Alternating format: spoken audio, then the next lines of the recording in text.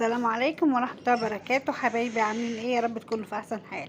النهارده ان شاء الله هنعمل الدونات المقليه في الزيت، بس مش بالشكل التقليدي بتاعها المدور والمفتوحه من النص، بشكل كرواسون. انت ممكن تعمليها باي شكل يعجبك، شكل كرواسون، شكل مربع، مثلث، الشكل التقليدي بتاعها باي شكل يعجبك. بعد ما عملتها حشيتها بالشوكولاته، وهنشوفوا دلوقتي الطريقة معمولة ازاي. بس قبل كده يا ريت تعملي لي لايك لو عجبك الفيديو، ولو مش مشتركة اشتركي في القناة، يشرفني اشتراكك، وفعلي زر الجرس عشان يوصلك كل جديد مني. ونبدأ على بركة الله. اول حاجة ان شاء الله نصلي على الرسول، اللهم صل وسلم وبارك على سيدنا محمد وعلى اله وصحبه اجمعين. نبدأ على بركة الله. بسم الله الرحمن الرحيم. اول حاجه هحتاج كوبايه الا ربع من الميه. هي مكوناتها بسيطه جدا، ما فيهاش مكونات كتيره. وهنحط عليهم معلقه كبيره من السكر ومعلقه كبيره من الخميره. هنقلب دول كويس عشان ندوب الخميره في الميه كويس كده. هندوب الخميره كويس.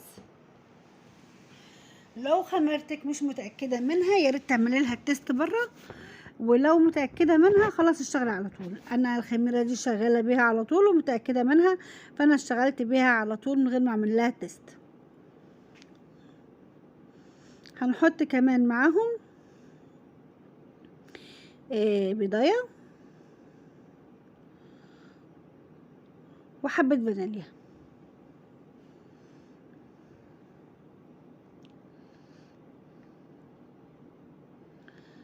وانا حطيت رشة الملح على الدقيق. هنحتاج في المكونات دي ربع كيلو من الدقيق، وزيادة معاه نص كوباية الا شوية كمان من الدقيق على حسب نوع الدقيق اللي عندك اللي هتاخديه. انا عملت بدقيق متعدد الاغراض. كده هنقلب الفانيليا والبيضة مع خليط الخميرة، وبعدين كده هننزل دي على طول.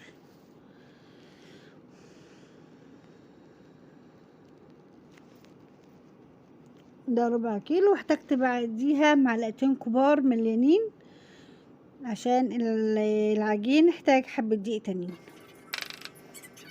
كده انا سرعت عشان وقت الفيديو ما يطولش.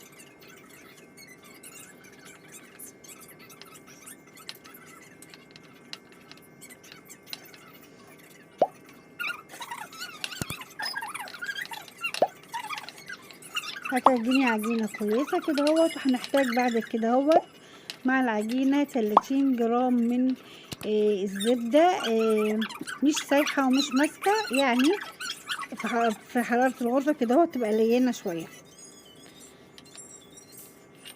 هنزل العجينة على الرخامة عشان تعجني كويس.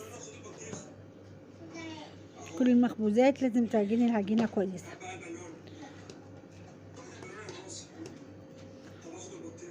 فتحنا دي كده وجبت 30 جرام من الزبدة اللي هنا، وهندعكها او نعجنها في العجين. في الاول هتحسي كأن العجينة تقطع منك او تقولي لا باظ، لا ما باظتي، بس انت استمري وهيتلم تاني وهيبقى زي الفل.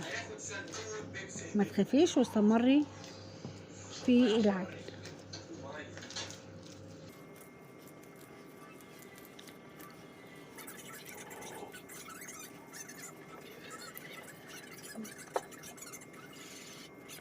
بصي الزبدة عملت ازاي على الرخامة، بس بعد شوية هتتلم كلها وهتبقى حلوة خالص. بعد ما نخلص العجين ده هنسيبه لمدة نص ساعة تقريبا او اقل، لغاية لما يتضاعف حجمه او يخمر. وبعدين هنشتغل فيها تاني. دي التخميرة الاولانية، والتخميرة التانية بعد ما نشكل الاشكال اللي انت عايزاها بقى. وزي ما قلت في اول الفيديو، ممكن تعمليه مثلث، ممكن تعمليه مربع، ممكن بالشكل التقليدي، ممكن بشكل كرواسون، باي شكل يعجبك الدونات شغالة. هنحط في قالب كده حبة زيت عشان ما تلزقش العجينة، وهنحط فيها العجين كريم بيمسي عليكم، وكان مطلع ايديه شويه في الكاميرا بيمسي عليكم وبيقول كل سنه وانتم طيبين. كده هنسيبها لغايه لما تخمر. كده خمرت، بصي ملت البوله ازاي. هنشيلها وهنقسمها او هنخليها حته واحده. عفوا، هتدهني الرخام عندك حبه زيت عشان خاطر انا فردتها من غير زيت، لزقت في الرخام وما عرفتش اشيلها. حطي شويه زيت على الرخام واعمليها عشان خاطر ما تلزقش وتعرفي تطلعيها من على الرخام.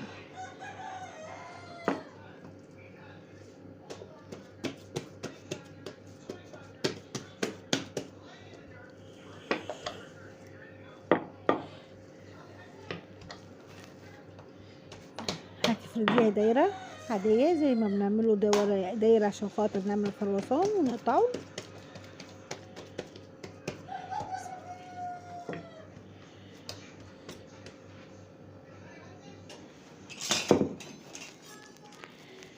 سكينة بالعجلة بأي حاجة هتقطعي الدايرة على 4 الأول، وبعدين كل مربع على 3.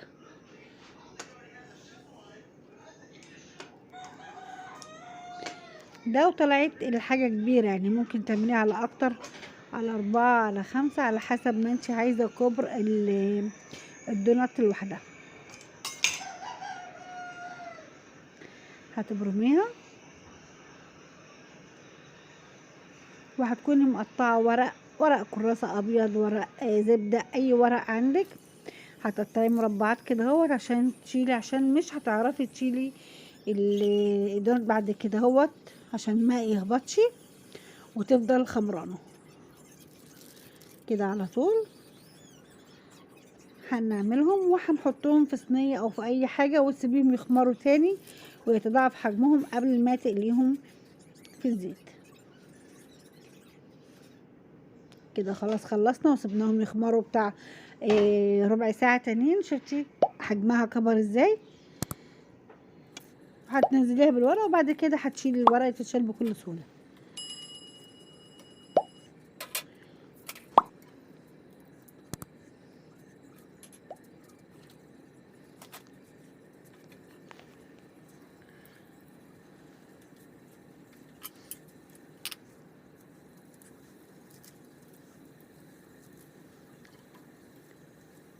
اول ما تاخد لون بسيط الورقة بتتشال على طول من تحتيها وتسيبيها تاخد لون من الناحيتين وتطلعيها على ورق مطبخ او مناديل مطبخ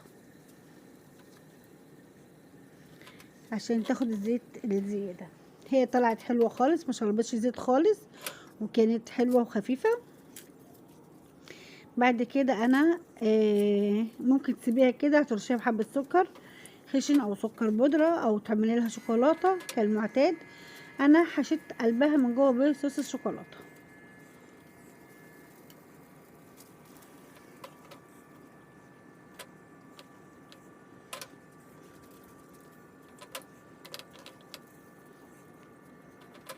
اعملوا كمية كويسة.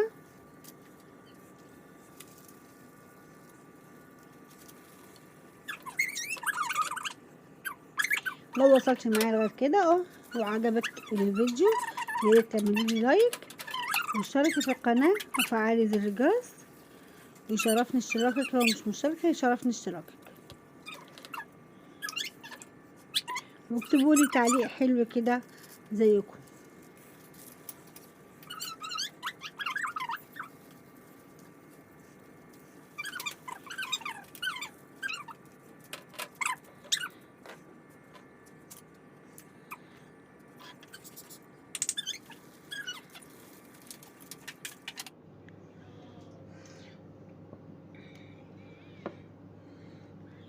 ده صوص الشوكولاته،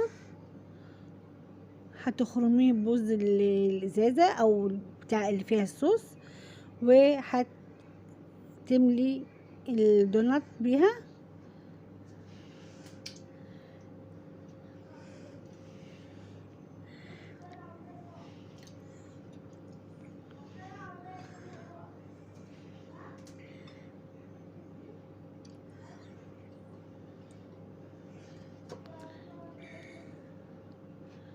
هتكملي الباقي كله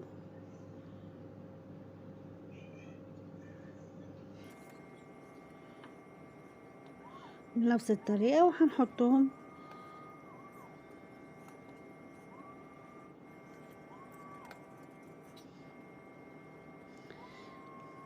يا رب الفيديو يكون عجبكم ونال رضاكم واستحسانكم، وربنا يوفق الجميع ان شاء الله.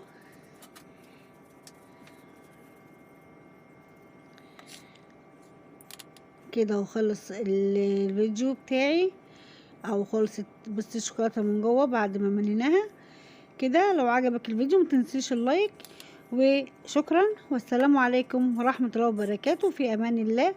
انتظروني في فيديو جديد ان شاء الله عن قريبا باذن الله. السلام عليكم.